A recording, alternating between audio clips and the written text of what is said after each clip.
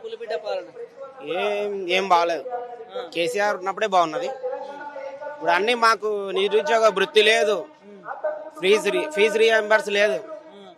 2 లక్షల ఉద్యోగాలు ఇస్తానా, 2 లక్షల ఉద్యోగాలు కదా కేసీఆర్ ఇచ్చిన అవే ఉన్నాయి తప్పించి కొత్తగా ఏం చేయలే.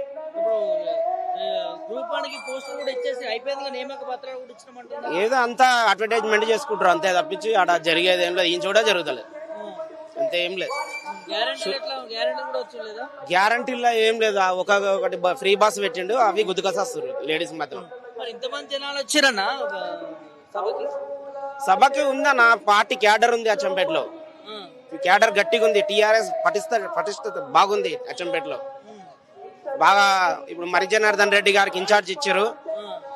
ఆయన ఆశీర్వాదంతో చాలా మంది కదిలిస్తున్నారు. మళ్ళీ అచ్చంపేటలో మరోసారి గులాబీ జెండా ఎగరవేయడం పక్కా.